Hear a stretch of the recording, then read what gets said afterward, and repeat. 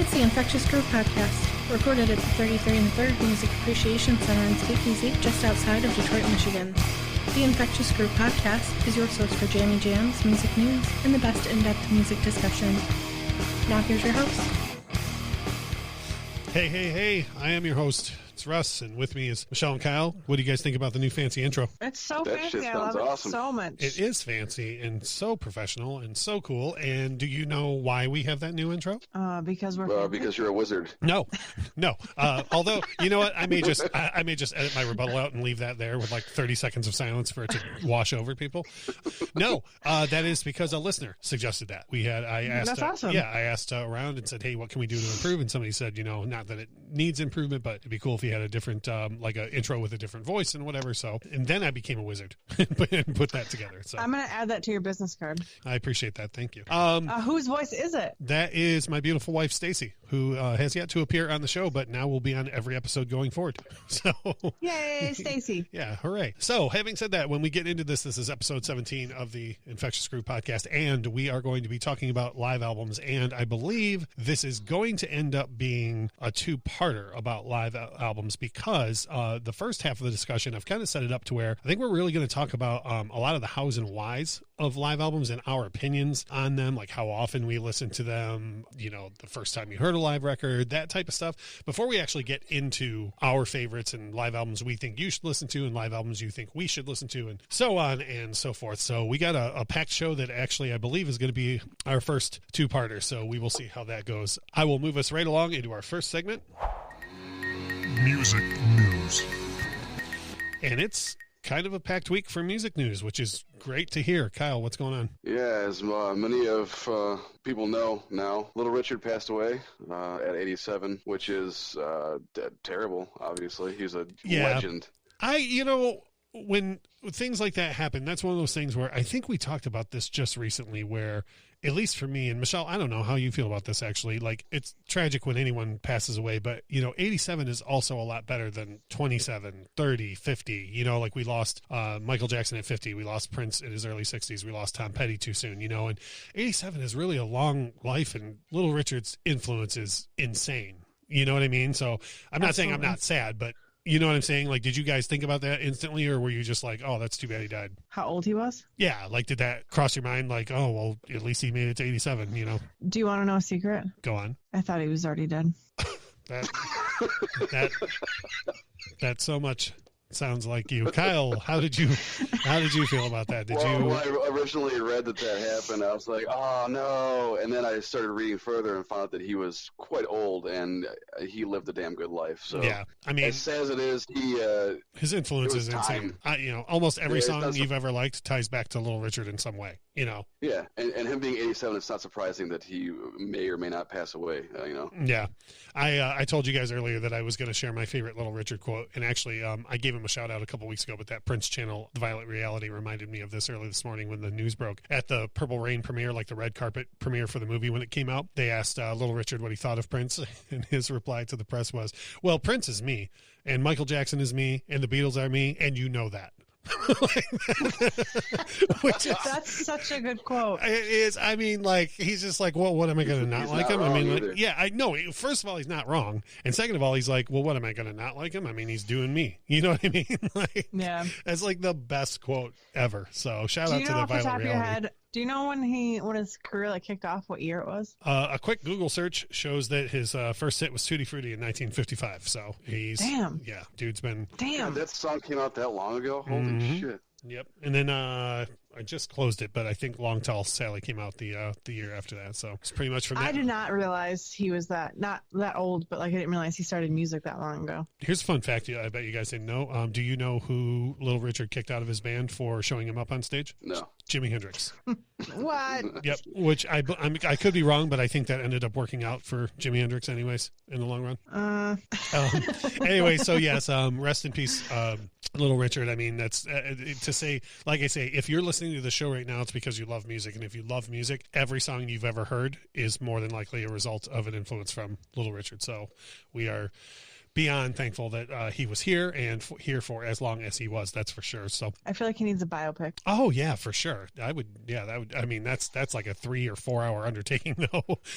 To cover everything. I really don't know much about him. Like, I know his music and like I know that he was influential, but like, and I guess I could probably do my own research, but like, I want someone to tell me on the big screen. Act it out for me. Well, I know there's a whole sordid history with the rights to his music, so that might be something that's holding it back, but who knows? We'll have to see. But yes, I would love to see that myself as well. I mentioned earlier that it is kind of a packed week for music news. What else happened in music news, Kyle? Well, unfortunately, Little Richard was not the only passing that we had. Andre Harrell, who was very, very iconic in the R&B hip-hop industry. He kind of like bridged the gap between R&B and hip-hop and is known for finding both Mary J. Blige and Puff Daddy. He also founded Uptown Records, which is a big deal, obviously. That's one thing. When I saw, I want to say it was yesterday or the day before, when I saw all the headlines, it was like the guy that found Puffy, the guy that found Puffy, the guy that found Puffy. And right before we went on air, you told me that he also discovered Mary J. Blige, and that's a huge one. Yeah, and what's funny is Puffy actually worked for him at one time, and as the ball gets rolling, Puffy moves up the ladder at the record label, and then he discovers B.I.G., and so like without the correlation of all that stuff happening, like there would have been no Puffy or Biggie or any of that kind of shit. Like he's a big deal as far as like hip hop and R&B go, or music in general. I mean, he played a really big role in how things were laid out. Yeah, as a friend of the show, Mike Barkel says, he's a big branch on the music family tree. That's for sure. Like if you look at the roots and you just see where it goes out from there. Like I didn't even, until you said that, I literally didn't even think about if Puffy doesn't get discovered, Biggie doesn't get discovered, so on and so forth. So yeah, and like you were saying, even Mary J. Blige, like that's huge as well. I mean, oh yeah, the list goes on. Well, that's another soldier fallen. Unfortunately, what? Hopefully, we got some upbeat news coming our way here. On a lighter note, since everyone's bored in quarantine and whatnot, Axl Rose decided he was going to go on Twitter and start beefing with the Treasury Secretary of the United States. So here's my favorite thing about this story, and I don't think a lot of people know this because, first things first, can we all agree? And I'm going to need a verbal, when you're sitting in the exit row, I'm going to need a verbal yes or no from you guys on this. Can we all agree that Axl Rose Twitter beef with Treasury Secretary of the U.S. is the weirdest sentence you're ever going to hear in your whole life? Yeah, I started laughing when I read the headline. Yeah. So here's the thing, though. It's up there with Donald Trump as president. Right. Here's the thing that nobody is talking about with this. When Axl went on Twitter and just said this, like he just said it in his own corner of the internet. He didn't even tag the U.S. Treasury Secretary. Like he just said his name. So do you know what that means? That means that the U.S. Treasury Secretary was sitting around on Twitter searching for his own name. Do you think he runs his own Twitter? I don't know. I mean, well, we'll get to the second half of the story here in a minute, but I hope not. With the mistake that was made, I certainly hope that he doesn't run his own Twitter. So him or whomever runs his Twitter was sitting around searching the name and then decided that they were going to reply to Axl Rose with, "What have you done for this country lately?" or something along those lines. Does anybody know what the faux pas was in his reply? No. Well, he was going to use the American flag, but instead used the Liberian flag when asking Axl Rose what he'd done for the country lately. So that's what blew it up. So it's splitting hairs. It's so similar. And I meant to pull it up, but if you get a chance, go to Axl Rose's Twitter and look at his reply to "What have you done for this country lately?" because he just completely owned the dude. Like completely completely owned I can only imagine that Axl Rose in quarantine has a lot of time to come up with a bomb reply. Like regular Axl Rose has all the time in the world.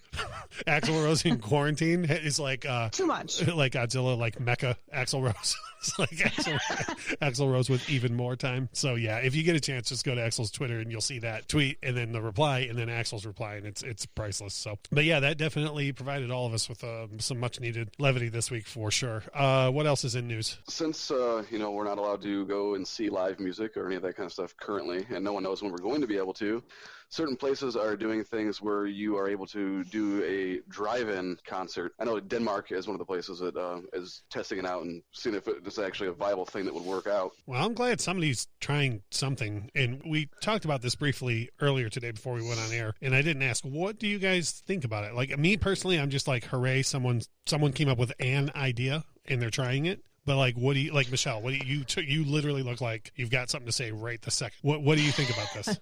I think it's a good idea. I just don't see how it's going to work in a place like here in Michigan where we only get 3 months of nice weather. Yeah, it's but like there's when concert venues. DTE's open in the summer. Every market has venues that are like that, though, that are only open at certain Right. times. So then on top of that, now you're reducing the concert going experience from thousands to however 100 cars in the parking lot. Like I think it's a good idea. I just don't see how it can logically work on the large scale. Yeah. What do you think, Kyle? In this case, something is better than nothing, but in my opinion, will never replace going and drinking extremely overpriced beverages that are cans poured into cups, and getting the experience that you would get from, standing and listening to live music. It's definitely nowhere near of the same as that, but you have to start somewhere, and no one knows what the hell's going on or when we can start to partake in live music. That's exactly my thing too, is I don't even know, and I don't mean this in a coming at you type way, Michelle, but before I even want to pick it apart, and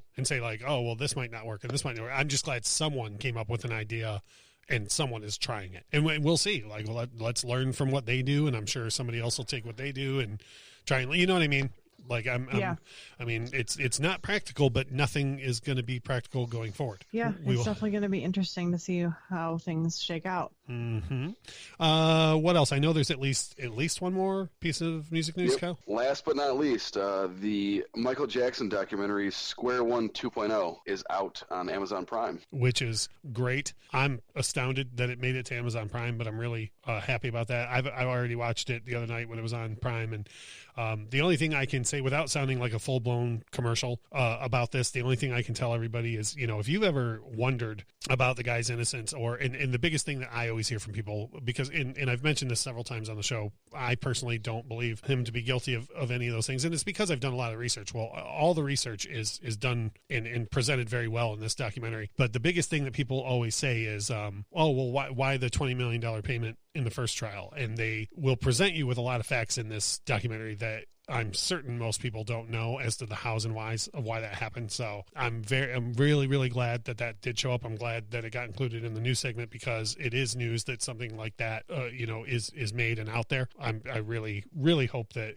some of our listeners will go take a listen to what that documentary has to say too. And I don't think either of you, I know I told both of you about it, but neither of you have had time to watch it yet, right? No, I have not. Yeah. It's on my to-do list. Right on. And like I say, it's 90 minutes, and that's a lot of time to devote to that. But I just, one thing, true crime is a big deal. Everybody wants to know about true crime, and everybody's into justice for falsely accused people. So that's why I think it's really important that something like this get out there. I just think there's a lot of things that most people will look at in that documentary and be like, oh, I had no idea. So it's good it's on your to-do list, and I hope it will end up on a lot of other folks' to-do list as well. So we will move along, because I knew the news segment was going to be a little bit longer than usual. Up next is one of our favorites, our Jammies. Going into our Jammy Jams, for me, it's been a big week of listening to third albums for some reason. I've been real into Mayer Hawthorne's third album, Where Does the Store Go?, and Matchbox 20's third album, More Than You Think You Are. For me, that's the hilltop for both artists. Where Does the Store Go? Is just a perfect, it's actually an LP, it's a 2 LP set, and it's a perfect pop R&B record. It's actually an R&B record before pop, but it's got shades of pop in there. Kendrick Lamar guests on it too, and his verse is fire. And he has put out a couple of records since then, but that third record I can't get over. It's just perfect. It's called Where Does the Store Go? If anybody wants to look into it, by Mayer Hawthorne. And then Matchbox 20, that third record of theirs, I think it's them doing everything they do right on one record. And I don't know a lot of people that really know much Matchbox outside of the full first record and some of the second one. So I think it's crazy how underrated the third album is. And there were hits off of it. Unwell was a hit. Disease was a hit. I want to say Bright Lights did okay, but every single song on the album is great. It even opens with a much harder rockin' song than I think anybody knows Matchbox has ever done. I don't know if you've ever heard it, but there's a song called Feel that opens that, and in the first 30 seconds of the song, you'll be like, did I put on the wrong album? It's that hard. It's a much harder album than I do like that record, and I forgot about it, and you posted the other day, and I was like, oh shit, that's a good album. You know what I have to say every time it comes up? Great record. Great record. It is a great record. I finally got to use that, and I do. Literally every single time it comes up, I'll end up in some point in the conversation quoting that anyways, the great record. So moving on, Michelle, do you have Jammy Jams this week? Why do I say it like that? Because do you have Jammy Jams? Not what are your Jammy Jams? If you'd like to go back through our collected works and listen to the first 15 minutes of every episode, you'll find out why I ask it that way. Michelle, do you have Jammy Jams? No, I'm just kidding. Yes, I do. So a couple weeks ago, Anthony Zerfus put us up on the Dashboard Confessional. I put out 2 singles, one of them which is a cover of Post Malone's Circles. And I kind of forgot about it. I listened to it when he recommended it to us. And I was like, that's a great cover. And I don't even like Post Malone that much. So I really like the way that Dashboard does that. So I added it to my favorites and totally forgot about it on Spotify. And it came up on my shuffle the other day, and I've been obsessed with it all week. And that is a great. So and again, there's the second contribution from listeners to the like your whole week and the episodes of the show going forward. And I totally forgot. I listened to that when you told me that Zerfus sent it to us. Yeah. And I thought it was fire. And then for some reason I forgot about it. I didn't put it on a playlist, so I probably should go back and do that. Yeah, so I've been listening to that quite a bit, just that one song. It's one of those things that gets stuck in your head. And I don't know why I don't really care for Post Malone anyways, but I just really like Dashboard's version of it a lot. So I've been listening to that. And then a random band came up in my suggested listening. It's called Major and the Monbacks, Monbacks. And I was like, I really like this song. It's called Don't Say a Word. It looks like they only had one album in 2015 and they don't have a large following on Spotify at all. Did you listen to the rest of the record? I don't know if they're still a band or anything about them, but the Don't Say a Word track is fire. Did you listen to the rest of the record or no? I did not. It was on my list of things to do, but then someone put me up on a 3-hour album that I have to listen to for a little show that I have to do next week. For the bonus episode. Is on my list. It was like one of the last things I listened to before I started delving into a different album. Gotcha. I think Pearl Jam 10 is only like 50 minutes long, so you should be safe on that when you get to the other album for the competition. I will say when I heard you from upstairs listening to the trilogy, I was very proud that you were listening to it. Oh, you were proud? It made me instantly happy. Well, he texted me from upstairs and was like, "Dude, I love that song." Dude, it's homework though. You know what I mean? Like, it'd be more to be proud about if she was down there listening to it on her own. She's doing it for homework, for crying out loud. It's like being, that is true. It's like being like, I was proud of my son for looking into the chemistry book. Yeah, because he had an assignment due. So, anyways, I plan to listen more of the one record that they have, but the single I really like. Well, I don't even know. I'm assuming it's a single off the first record, their only record. Don't Say a Word, but I really dig it. So. Cool. So the cover in that new band that you're looking forward to listen to, that's the big deal. Yep. And cool. then I got into the weekend and I listened to a little Pink Floyd this week and some right on. Metallica. I don't know. Yeah. Some random stuff. Right on. Kyle, what have you been listening to? You may recall me saying last week that I found All Eyes on Me while cleaning out my car. Mm-hmm. At the same time, I found DMX's "It's Dark and Hell Is Hot," and I put it in my CD player in the car. And I forgot that I put it in there, and I had to go run some errands. I just happened to be on that CD in the changer, and holy shit, I forgot how great that was. You know, based on what you've said on the show previously about things you were listening to at that time period, and then All Eyes on Me and that DMX record, you were going through some shit in the early 2000s. just based on the music choices that you've mentioned from that era, you know? Man, it is. I don't even know where they must have came out of my CD book at some time, and there was just a spindle of CDs in my car, and I was like, oh, okay. But for one, that was his debut album, and it, again, like we were talking about it on the bonus episode, like for so many people have these like albums that are absolutely on fire. It's their first piece of work that anyone has been able to hear, and that's one of them. And it's also before he started becoming like extremely homophobic, and later on in his music, if anyone has listened, then they know. Pretending to be FBI agents and so on. Yeah. Before. I think that was early into the drug problem, and hadn't become a huge problem yet. But either way, I listened to it almost all the way through, and he has like the skits in there, and then like the Eminem does it too on his albums, where he like plays different characters in the song, and like he does that on that album too. And I was like, oh my god, like this is awesome. Nice. And like I was literally sitting in a drive-thru at Starbucks, just with it cranked in my car, listening to the entire thing. Nice, scaring people. One thing I want to stop off and mention real quick, because you said that about debut albums being so strong, and Eddie Vedder has one of my all-time favorite quotes about debut records, and because a lot of times people fall off on that second record. And Eddie Vedder said one time, you have your entire life to write that first record, and then you have 12 months to write the second one. That's true. So everything that happened to you, your struggle, you've got years to craft these songs into being perfect before anybody at the label hears them, and then a producer gets involved, and, they get perfected, and then you tour, and then you turn around twice, and they're like, okay, next album. And you're like, how many songs can I write about being alone in a hotel room? So like, Right. that's why so I love that quote from Eddie Vedder. But what else you were listening to besides DMX? I also think the unfortunate part about It's Dark and Hell is Hot is it features the Rough Riders anthem, which is the smash huge hit that's on the album, and it overshadowed everything else that was on the album. Oh, there's so many records like that too. Yeah, there's whole bands that are like that, like whole artists where you're like, oh, I wish that wasn't the only song people knew by them. Yeah, because of course, like it's like number 1 or 2 on the album or something like that, and of course it's a jam, and then. If you let it play beyond that, there's a bunch more awesome songs, and I think people get lost in the fact that that's the album that had that hit song on it. I hear that. I go on all the time about Pink Floyd The Wall. So many people are like, point out Another Brick in the Wall Part 2, and I'm always like, there's 25 other songs on that record alone. I promise you, it's not just that one song for two full CDs.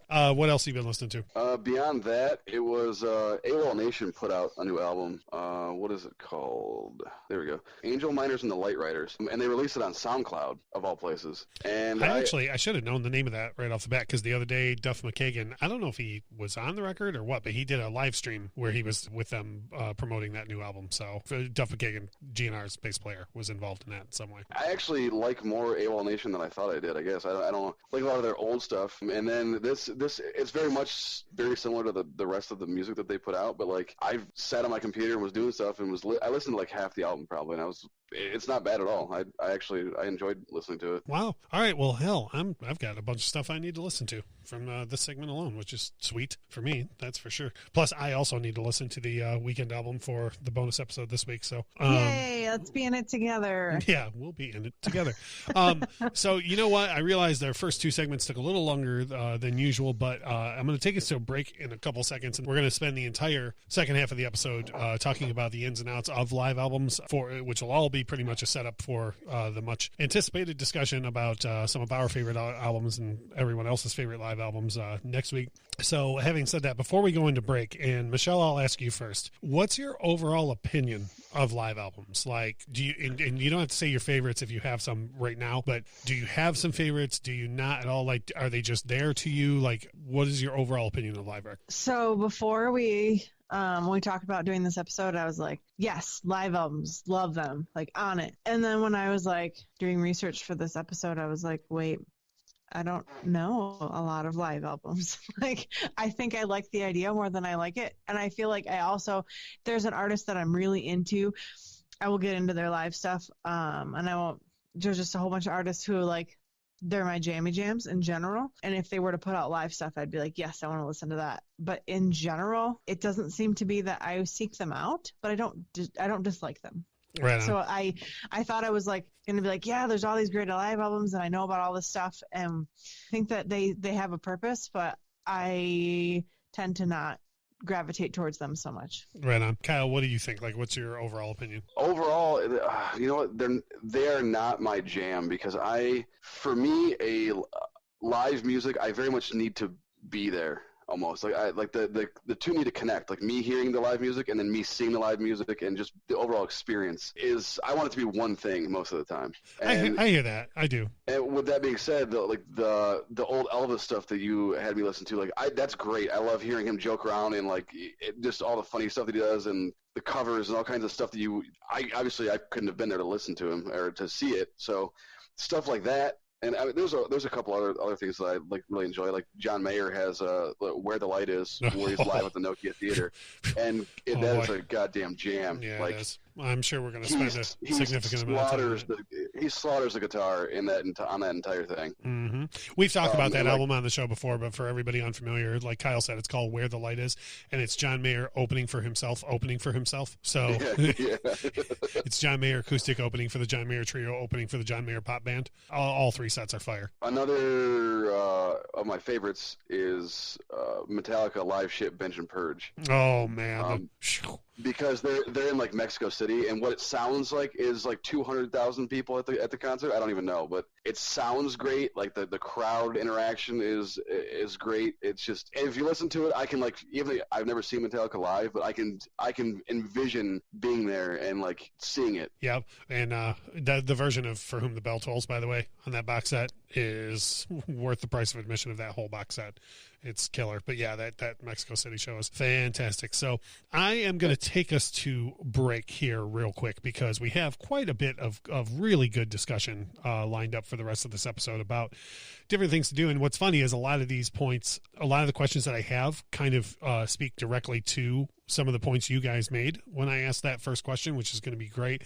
And one thing I didn't have in my notes that was a killer thing you just pointed out, Kyle, was if nothing else, this stuff serves as a document. You know, none of us were able to see Queen live. None of us were able to see Elvis live. Future generations or the current generation was not able to see Nirvana live, and so on. So it really does provide a really good document. If nothing else, you have this document of this person that existed that was a big deal at one point, and you can hear why. I'm going to take us to break real quick. We'll be back in just a second and get into a whole bunch more of this. And for those of you listening, don't worry. In the second part to this episode, y'all are going to be real involved. So we'll be back in a second.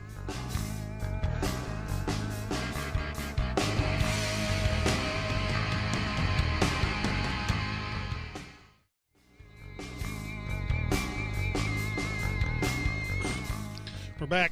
Talking about live albums, doing a little bit of the in and out business of our opinions on live albums in general, as the first part in a two-part episode, a double live episode, if you will, about live albums. So before we went to the break, I was asking you guys your opinion on live albums as a whole, and this time I'll start with Kyle. What do you think the point of a live record is? Like, if you're an artist and you put out a live record, like, what's your perception of it? What do you think it's supposed to accomplish? For me, what it does accomplish is being able to hear something when you weren't able to be at the show. Yeah, for sure. Yeah, that's definitely one of them. Like, even like you go back to the Elvis example. Elvis never toured outside of the United States. Like, he never performed any show outside of the United States. So for what? Yeah. So for many people, not even Canada. No, he didn't. And trust me, someday we'll do an Elvis dedicated episode, and I'll tell you why. But in short, right now, the answer is because the Colonel. Like, all answers to do with Elvis is because the Colonel. So, for example, if you're an Elvis fan, when he was around, you had no choice to not see him if you lived outside the U.S. So you could at least hear it that way. So, yeah, great answer, Michelle. What do you think? I think you put on a live album sometimes as a holdover until you put out a new record. Yeah, I think that a lot of people have done that for sure. I mean, there was a time there where there were package deals in like the 70s and 80s where that was part of your initial record deal. It was like your initial record deal was like 3 records, a greatest hits album, and a live album, you know? Yeah. So the record label could milk it. And then I think a lot of people use it as a greatest hits and they market it as that. I think aren't a lot of the live records like just greatest hits? Like, isn't there like I had it in my notes, but I can't find it. It was more or less, yeah. And like, for example, I can think of one specifically, like Pink Floyd Pulse was heavily marketed in the fact that it featured an entire live version of The Dark Side of the Moon on it. So now the Pink Floyd fan in me is like, oh, sweet, live version of Dark Side of the Moon. The music cynic in me is like, you're just trying to get me to buy The Dark Side of the Moon again. You know what I mean? Yeah. See, a lot of it, I think, is it's bonus content, right? So it's just like how we do the bonus episodes of the show. There's different renditions of the songs that everyone knows, and then there's bonus parts of songs that aren't released, on any other album, and that whole thing. Yeah, no, you're absolutely right. Michelle, did I cut you off? Were you going to? If I was, I don't remember. Okay. So no. Okay. Let me ask you this: have either of you ever purchased a live album? And I'm not talking about streaming, like not here now today. You put on a streaming, like you've actually. Okay, so Michelle, that's a definite yes. Kyle. Yeah, I had. I don't have it anymore, but I had Nirvana Unplugged. Oh, right on. Man, that, you know what, the Unplugged series is almost one of those things that tipped this into 2 episodes. You know what I mean? Like, I was like, that's such a killer line of live records on their own that I was like, we can't. There's no way we can fit this all into one episode. I asked Kyle yesterday. I was like, does Unplugged count? Because I have quite a few performances that I like from Unplugged. Yeah, it counts. It's a live performance in front of an audience. Yeah, I guess. What do you mean you guess? It is considered. When I looked it up, it is considered a live album. Of course it is. I just figured there's an audience and a band playing live, and someone recorded an album. If you take some sentences, No. some words out of that sentence, it spells live album. Where? I'm just kidding. I was just asking because it's like unplugged, like it's a different version. I feel like that's a different category. It's like if you had a flow chart, it was like live album and then unplugged album, and they fit, or Venn diagram. That's the word. It's a Venn diagram when they fit both in the middle. So I was just wondering. Okay. But obviously it counts. Well, hey, you know what? I want to say this to you. The good news is that's not the first time you've been wrong on the show, and it's not going to be the last. So don't feel bad. I don't know what you're talking about. Yep. So Kyle, you said you've purchased at least Nirvana's Unplugged. Michelle, you were like real quick, what was it an unplugged record you bought, or was it a different live album? Well, I know I bought an unplugged record, but it was a live album that came with a DVD recording of the concert and then a CD recording. Gotcha. It was a twofer. Who was it? What album? Mumford at Red Rocks. Oh, right on. I don't think I've heard that. Now that we're talking about it. Oh, it's so good. Yeah, well, it's going to be, of course. Do live performances count? Like I had, for the longest time, I had a bunch of Slipknot live performances on VHS tape that I bought because so I could live vicariously through not being able to go to their show, but I could see what it was like. For the purposes of this episode, I would say no, only because, like, for example, Live Aid was this like enormous live concert that happened on two continents in 1985, but there's never been an official document of it released as a live record. Right. Do you see what I'm saying? So yeah. But like by comparison, and I just posted this on our Facebook page the other day. Nebworth 1990 was another gigantic concert for charity in 1990 in England, and that does have a companion double live album. Obviously, it doesn't include the entire day of the concert on the 2 LP set, but that to me would count as a live record, whereas like a VHS tape of Live Aid would not. Does that make sense? Yeah. Yep. So here now today, and this is just a general question, how often would you say, now we're talking streaming, usually you don't reach for your CDs. I mean, oftentimes you do reach for the LP, but how often do you listen to live albums or live cuts these days? Like if you go and look and say, I want to hear Hotel California, how often do you purposely look for the live version before looking for a regular one? I would say generally I don't look for the live ones of any versions of songs unless it's Want You to Want Me by Cheap Trick. I actually have that in my notes later as something to discuss. But I enjoy both versions of a lot of songs, but there's not generally I go to album versions before you just I go to the live one versions. Yeah, but I don't. I guess sometimes actually I put on Rumors the other day, and there's like some deluxe edition on Spotify, and it has like some live cuts on there. Mm-hmm. And I was like, I just clicked Rumors, and then I hit shuffle, and I was like, what is this? This is not what I wanted to hear. Like, go back. This is not what I paid for. So, So I guess no. I guess I don't ever look for the live stuff unless it's specifically for a song.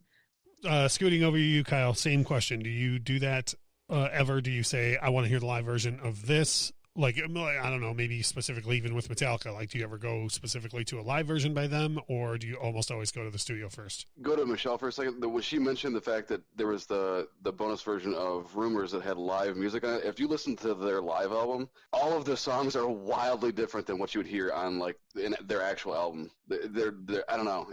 I was listening to it earlier today. It's crazy. Which, you mean the one that's got, like, the gray cover that just says Fleetwood Mac Live, or do you mean the dance? Okay.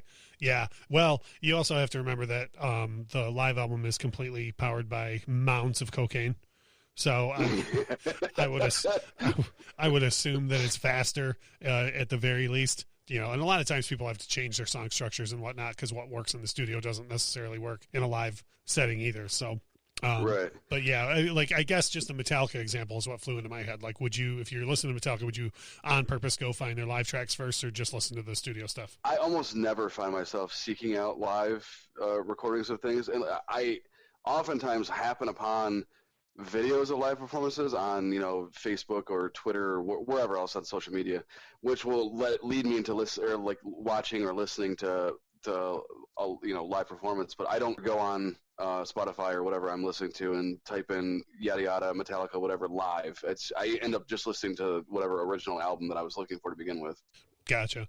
You know, one thing you mentioned earlier in the first half of the show that I had in my notes here was one thing is I love when worlds collide. Like we did an entire episode about some of our favorite covers, right?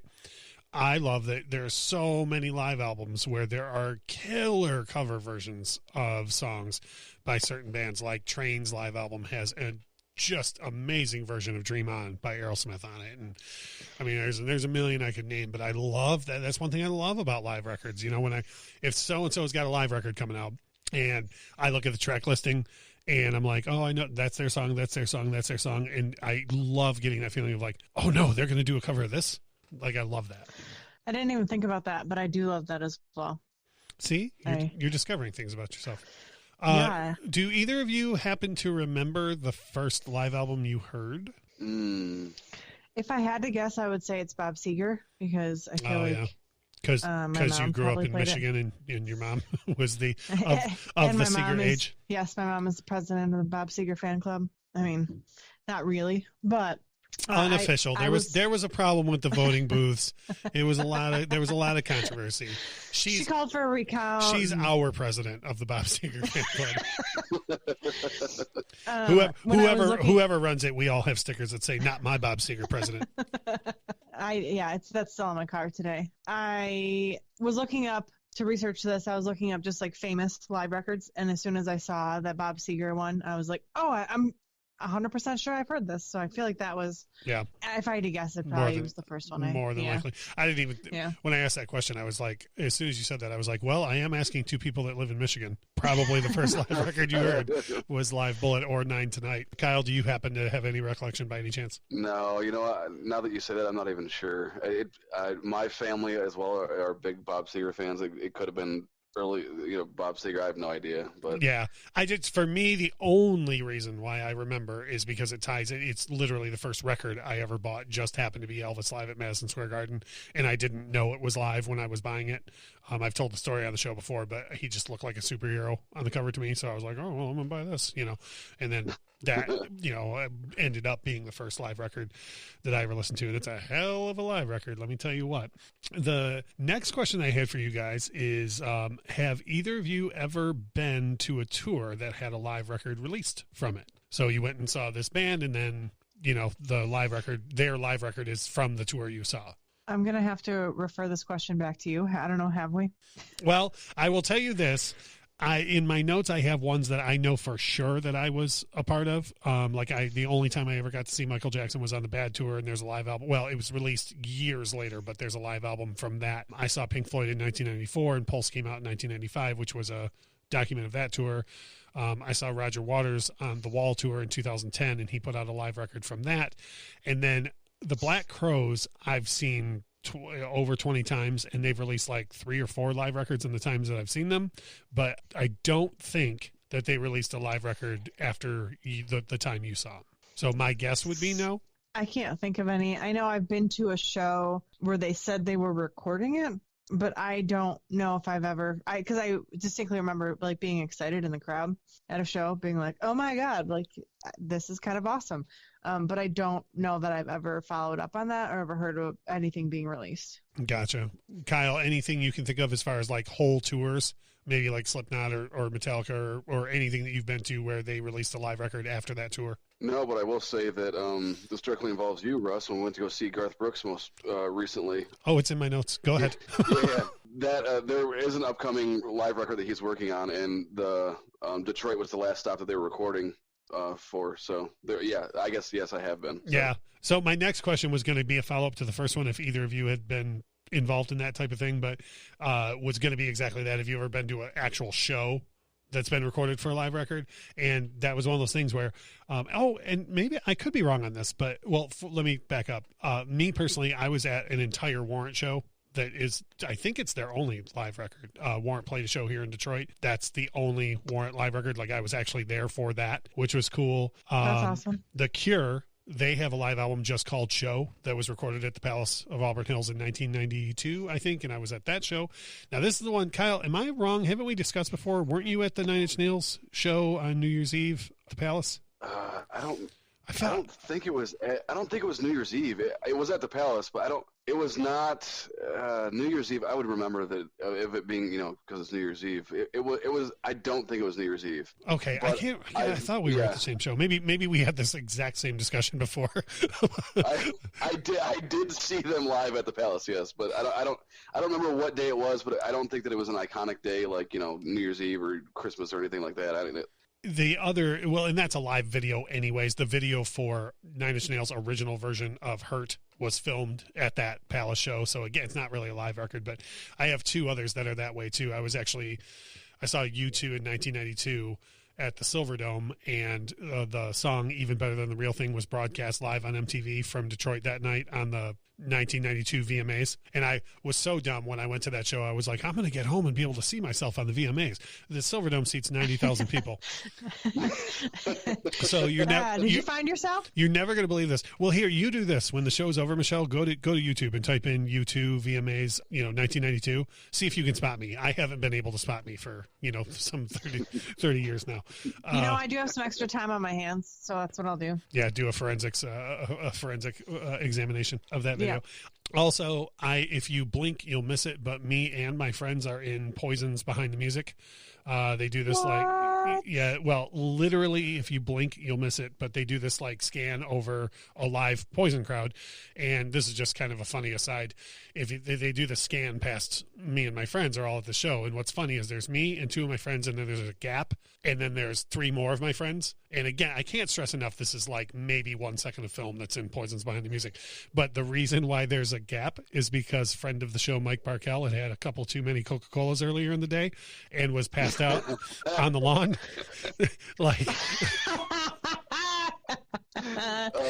So the camera pans from our waist up, and it's three people, gap, three people. And the gap is because Mike is on the ground, which is fantastic. And he's going to be so excited that I shared that story with everyone. So, but if I'm sure it's on YouTube or something, but if you go look at it, it's like I say, it's 1 second of crowd shot, but it's to this day, it's hilarious to me that gap is there. So what you're saying is you were pre-podcast famous. Yeah. Oh yeah, absolutely. I'm pretty sure I'm in the credits of it. But then the last thing that I had was you and I are absolutely going to be on a forthcoming live record, which I think is pretty sweet. So the next live Garth album that's coming out, one of the songs was recorded right here in Detroit, and Kyle and I were here for it, which was pretty sweet. So the follow-up question that I had to that, and I think I know the answer to this, but I'm going to ask you guys anyways, and Kyle, I'll ask you first. Does it matter at all? Would that Garth thing, when that record comes out, will you now be I have to buy that because I was a part of it, or does it not really matter one way or the other? I think that I would gravitate towards it more because I was involved in it. Involved by yelling and screaming in the crowd, sure, but yeah, but you were there for it, right? I also find myself liking live records more from shows I've been to.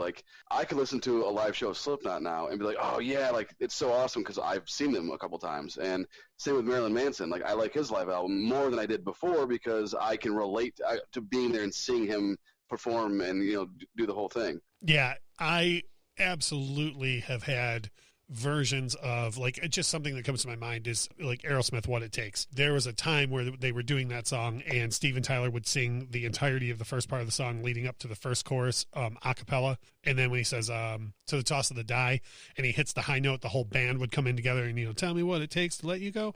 And as soon as I saw them live do it that way, I was like, please put out a live version of that. You know what I mean? I need that. Yeah, so that's how I felt about it. Michelle, I feel like if you went to a tour and they didn't release a live record from the tour, you wouldn't care all that much, but would you gravitate more toward it if they did release a live record from a tour you went to? Or I would absolutely buy a record if I was specifically just at that tour, just because to say that I was there. But are you saying would I go to a concert if I knew they were recording? No, I didn't. That's not exactly what I was asking, but yes, I will ask that. Not if I was if I wasn't into the music, I wouldn't care. Yeah. I did not go to that Garth Brooks concert, and the fact that if they were recording a song for live album would not have changed my mind. So, boy, did you miss out. Well, first of all, you missed out on an amazing show, and second of all, you missed out on probably another great nap. So yes. So you're not gonna buy that album to hear me and Russ yell in the background? No. You guys can have that. That's unfortunate. But I would specifically buy an album for a concert or from any show that I was at specifically, even though I might not have purchased it anyways if I was in the crowd. So like I would definitely seek that out. There's probably tons of bands that I like who have live records out that I don't buy. You know, there's a better than even chance that if the Lone Bellow does ever put out a live record, that will be in the audience for it. So I guess we'll test that. Screaming theory. Weeping Willow. Yeah. Screaming for Weeping Willow and various Joy Club songs, so that they can remind us that they're not playing those songs, that they're going to in fact play Lone Bellow. Those other people, not the Lone Bellow who do those songs. So. Right. Exactly. I'm 90% sure I know the answer to this question, but I'm going to ask you guys anyways. Do either of you, well, actually, I don't know, Kyle. Do either of you own any live bootlegs? Like, have you ever purchased audience recorded live shows? Until I met you, I didn't even know that was a thing. Yeah, but you're such a rule follower. You probably would be like, what? You're not supposed to be taping this. So, like, you probably wouldn't buy one just based off of that alone. Which is funny that I'm a rule follower because I totally had Napster and LimeWire. I totally did all that. But now, when you talking about, like, buy bootlegs, like, are you, like, meeting some guy behind the record store and, like... No, like, you can, to this day, you can walk into some independent record stores and buy... I just, a month ago, bought a Pink Floyd live bootleg from a record store. Walked into a record store. Why is it wrong, then? Why would you say I wouldn't buy one? Oh, it's just a whole thing where you're not... Where, you know, I mean, it's more or less illegal to tape Pink Floyd doing a live performance and then sell it on your own, as opposed to... The word bootleg. Yeah. Which, by the way, Aerosmith's very first live album, by the way, is called Aerosmith Live Bootleg, and it looks all beat up, and it's got like coffee stains on it and stuff, but it's an official release. That's awesome. Yeah, I know. It's one of my two favorite things like that. My other favorite, my favorite name for a live album of all time is a punk band called NoFX, and their live album is called I Heard They Suck Live, which it's like the best name for a live album. But what about you, Kyle? Have you ever done that? Have you ever bought a live bootleg for either physical or, you know, like CD burned or anything? No, I don't think it's time. Like, I didn't really care for like to sit in my car or to sit, you know, at home and listen to something I couldn't watch. But the only bootleg thing I have is when I seen The Weeknd years ago here in Detroit. I was recording a bunch of the show myself, like video wise, and there's clips of it on YouTube and whatnot. But I have the footage of it somewhere. But I think what got me into it, because I have an embarrassing amount of bootlegs, either digitally or physically, is it started for me. The very first bootleg I ever bought was from the Use Your Illusion tour, because Guns N' Roses started the Use Your Illusion tour before the albums came out, and bootlegs were already showing up in store before the albums came out. So songs that ended up on those records, like Estranged and November Rain and Live and Let Die, I could buy that bootleg and hear them before they came out. And then that got me super hooked into bootlegs, because you'll hear mistakes. You know, you hear bands restart songs. There's all sorts of banter that happens that doesn't make live albums. There's one-off songs that people will cover like one night that's not part of their set or whatever, that doesn't end up on the live record. So that's why I have always bought, and trust me when I tell you, there are varying degrees of bootleg sound quality too. Did you have a question, Michelle? Yeah. What is the deciding factor on whether you buy a bootleg album? For me, it's got to have one of those two things, like either a song I can't get anywhere else, even if it's a cover, a song I can't get anywhere else, or it's got to be a special show for some reason. Like the Pink Floyd bootleg that I bought most recently was from the Animals tour, which, without getting into a big deal, there was an incident that happened on one show of the Animals tour that sparked Roger Waters going home and writing the entire wall. So I bought that bootleg because it has that incident on it. You know, yeah. So that's why now, on the other hand, and I'm not being funny right now, if I go to my Windows search bar and type in "Welcome to the Jungle," it's going to return like 112 searches, because I have that many Guns N' Roses bootlegs, and nobody needs 112 different versions of "Welcome to the Jungle." So it's a addiction that can get out of hand quickly, in my opinion. You're like making me want to go seek out bootlegs now. Oh, I'll help you out with that. I know a guy. I know a guy that can help you with that. So he'll meet you in the back alley and everything. Right. So my next question is this: is there an artist out there who has never released a live record that you two really, or, you know, really wish would have? Kyle, is there anybody who never has released a live record that you've been like, I can't believe they, like, I don't know, does Slipknot have an official live record? And I'm just using them as an excuse because you mentioned the VHS. Yeah, it's called 9.0 Live, and it's fantastic. Gotcha. Well, that's cool. Oh, look at you turning into a live record fan all of a sudden. Yeah, mostly because I know I've seen him a couple times, and I'm like, yes, like this is. I can, like I told you before, I can relate back to actually physically being there, and it helps a lot for me to get into the live record. Right on. So, like, I know you mentioned the Metallica one, and not being into live records overall, is there an artist you can think of that you're like, oh, damn it, I really wish they would have released a live record? I would like to see a live record from The Weeknd, and normally I wouldn't choose like R&B or hip hop or anything because most of it is awful live. But I think that he's talented enough to pull off something to where it would make for a good live album, and he has enough content now to where he could put together a pretty badass one, if you ask me. And I'll tell you what, man, some of the most talented musicians in the free world are in those R&B live lineups. Like, I bet if the Weeknd put out a live record, you would look at the track listing and look at any given song and be like, why is this a 9-minute version?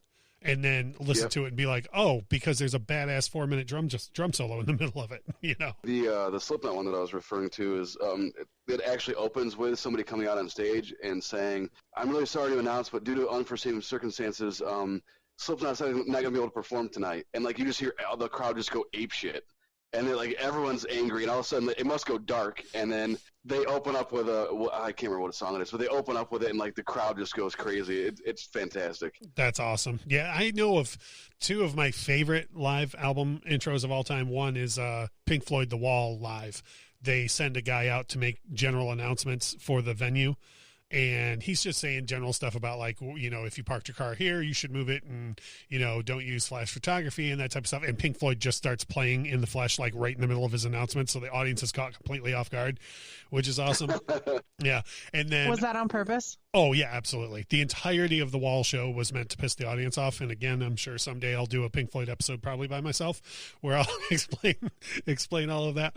But the other one I love is the Violent Femmes. It actually opens their greatest hits album, but there's a live clip that opens their greatest hits album. And it literally, when you hit play on the Violent Femmes greatest hits album, you hear this live show start, and the announcer says, something to the effect of, "You cannot fuck with the Violent Femmes. You cannot fuck with this band." Like, that's a great way to have your band come on stage, And if you were thinking about it, I would like to be announced that way. Yeah. You know what I'm going to do? I'm going to put that in Audacity and screw around with it and make you manipulate it to make that for you. What about you? To be, when they say the Violent Femmes, just be like a robot. Be like, "You cannot fuck with Michelle." What do you think, Michelle? Can you think of anybody? And I think I kind of answered it a little bit because we're both waiting on a Lone Bellow live record. Yeah, that's it. Yeah, but there's literally no one else you've ever been like, oh, I can't believe they've. No, really? No, when you first asked to Kyle, I was like, shit, I need an answer. And the entire time you guys were talking, I was thinking really hard, and the only band I could think of was the Lone Bellow. And I do have like a live record store day release. I think they did. Yeah, they. I think. Yeah, I have. It's like a 7-inch. Yeah. So it's literally one song, and it's even a split. It's a split record. It's not even them on both sides. They share it with Brandi Carlile. Yes. Who's another fantastic live artist. So cool. Well, I was just wondering, and actually, believe it or not, I actually had a whole other question I was going to ask, but I'm just going to tease that because I want to set us up. I've got some housekeeping stuff we got to do for this episode here. And then I want to set us up for what's going to happen in this whole part 2, the second half of the double live experience, if you will. And what we're going to start with on the following episode before we get into some of our favorites is the whole not live album. The album that claims to be a live album, but is very much touched up in the studio and is more or less the band playing in the studio and so on. And I did not know that was a thing. Oh, you honestly, and I'm not saying this to be funny, Google it between now and the next week because you're gonna be stunned. So we'll start off with that next week, but I do have a couple of things I want to do housekeeping wise. Number one, I want to say that this episode is being recorded on Saturday and it will be out Monday morning as always, but we have something super cool and super thoughtful happening to us between today and Monday that I want to mention. There is a wonderful YouTube channel called Channel 33 RPM. that has an immense amount of followers. It's up to like 25,000 followers. And Frank Landry runs that channel, and he does vinyl review, gear review. He's a music lover like the rest of us. And Frank is very sweet, and he has decided to feature the 33 1/3 RPM music. Oh, I'm sorry, the 33 1/3 Music Appreciation Center and Speakeasy that we record the episodes in every week on his show tomorrow. And he's going to feature the podcast, which is very sweet of him to do for us. So that video will be out the day before you guys are all hearing this. So if you would please go to Frank's channel, it's channel 33 RPM on YouTube, and take a look at that video. Even if you're just curious about us, what it looks like here in the 33, take a look at that video and support Frank, please, by all means. One other thing I want to mention is, as always, you can go to anchor.fm/Infectious Groove Podcast and hit that support button and support the show for as little as $1 a month. And we would always greatly appreciate that. Lastly, I always talk about what we're going to talk about next. The cool thing for this episode is it's a two-parter. So we're going to have Live Albums Part 2 next week. And I want to do a little bit of a call to action for our audience. You guys are great, and you really interact with us whenever we ask. Hit us up. Tell us the live albums we should be listening to. Hit us up with your favorites on Facebook, Instagram, and Twitter. And we will make sure to do our best to include that in the episode next week, along with our own favorites. And if you know anything about those records that are doctored, by all means, share those experiences. Yeah, let me know. As well, yeah, because there are a ton of them. Not being a huge fan of live records, I would love for people to put me onto stuff that is amazing and, get me into it more. Wait, is it Tell Kyle What to Do Week? It is #Tell Kyle What to Do Week. So that'll be fun. Yeah. Yep. So that'll be fun. As always, we so much appreciate everybody listening and taking the time and promoting the show and so on and so forth. We've got that exciting episode lined up for you next week. Before that, we will have another round of the tournament episode out, which this week will be the Weeknd's debut album versus Pearl Jam's debut album. So that'll be fun.